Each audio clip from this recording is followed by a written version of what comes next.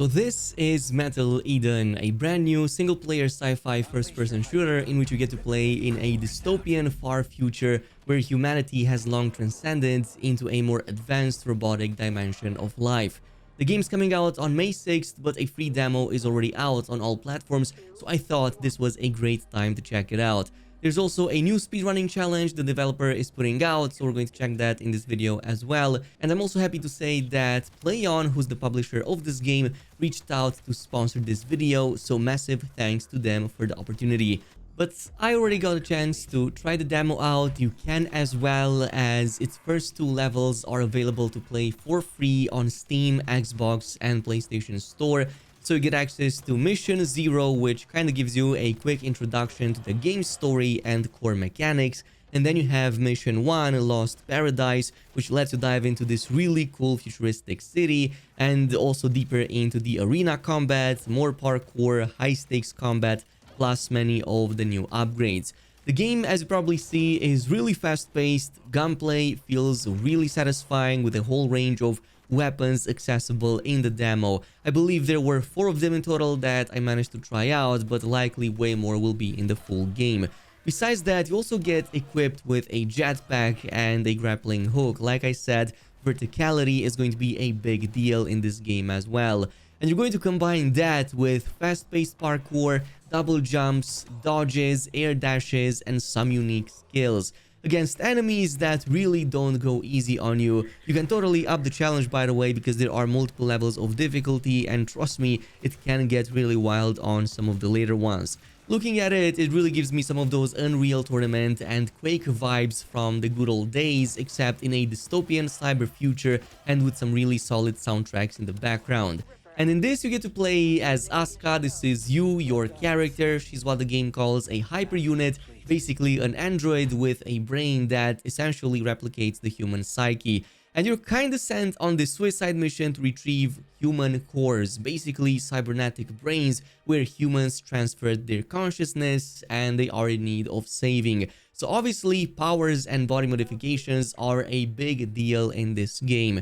And one of the powers the game introduces you to early is core ripping, which is essentially ripping out the cores out of your enemies to either use it against them almost like a grenade because for some reason their brains now explode on impact, or to consume them and gain some special power-ups.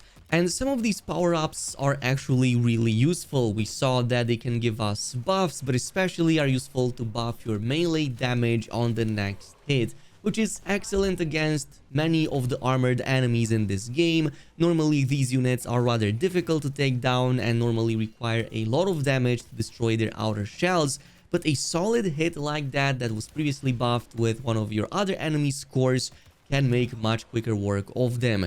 I'm not going to lie, it's a very fun playstyle that soon becomes addicting as you blast your enemies with bullets from the gun in your hand and then virtually rip them a new one with the other hand. So really something nice that you can alternate in between, for example, when you're left without ammo or just want something more.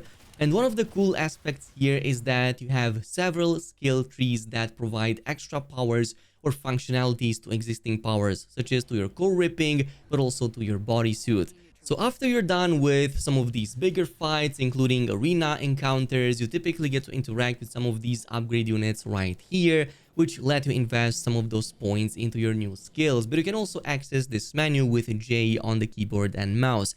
And we have 3 categories we can invest in here with various new abilities and also features. So core ripping, as it implies, this skill line buffs core extraction from the enemy. So you can typically get passive buffs such as increasing cooldown and range on the core ripping, but also causing extra explosions around the main target when doing it, even giving you bigger buffs when consuming the core, such as more movement speed or healing.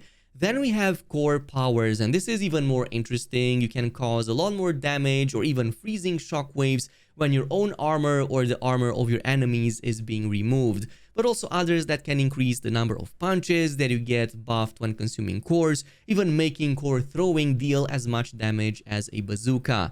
And finally, there's the bodysuit. This even gives you some extra active abilities, such as the very useful slow down time effect. This is actually really strong, but it does consume your fuel, so you have to be careful about that. Plus, more buffs to your dodge, fuel meter, weapon reloading, and so on and so forth. So you're going to want to prioritize the ones that fit best for you. If you're maybe going for the speedrun challenge, going with more shockwaves may help quite a ton to deal with enemies quicker. And like I said, we also get a pretty decent selection of weapons given how we have just 2 missions in the demo. Right now I saw a pistol, SMG, a shotgun, and also a machine gun. And these also have their own skill systems with upgrades that provide even new functionalities, including new firing modes they normally don't have. So giving stuff like homing missiles, charge up cannons, or improving fire rate and cooldown or other functionalities of that weapon. Every weapon also has both major and minor upgrades like that, and for a lot of them, you will need to complete a special challenge to unlock. So you can then buy them with the points you earn. Typically, these challenges are easy to complete, such as defeating a certain number of enemies with that weapon, incentivizing you to use them all. Once you've completed that specific upgrade challenge, you can now find one of these special shop units where you've got to spend a resource called dust to invest into those upgrades and activate them. But for the most part, you get this dust from defeating enemies as well as from the special orange canisters that you will find pretty much all around the place. So you will want to take advantage of the game's verticality and the parkour skills to grab these as you progress in the linear levels. This doesn't just include dust, by the way. There's plenty other upgrades in there, such as health and armor, boosts, ammo, and so on, so totally look out for them as well. Again, if you played Unreal Tournament or Quake, this should be familiar, even Doom for that matter. But most of these weapons were permanent additions, and in certain intermediary levels, you can also find temporary versions too.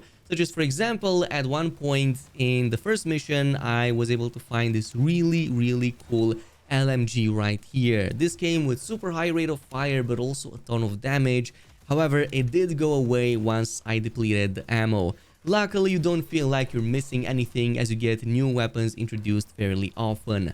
But since we touched base with the upgrades and the mechanics, you can put all of that to good use in the speedrun challenge that the developers put out right now. So this is available starting April 8th and it will last up until April 15 with a total prize pool of $1,000 plus some extra cool goodies in there as well. So anyone is free to submit their own run. You're going to have the links down below as well as in the pinned comment to check all of the requirements over there. Totally go ahead and do it if you really like the game, and you also get a chance to win these awesome rewards, including an in-game title as well. Again, if you haven't already, totally check out the demo out. It's free, like I said, on all these platforms right here. So go ahead, give it a try, play it, maybe have some fun with it, and also set up that challenge. Again, I will give another huge shout out to PlayOn for sponsoring today's video, and I'll see you guys in the next one.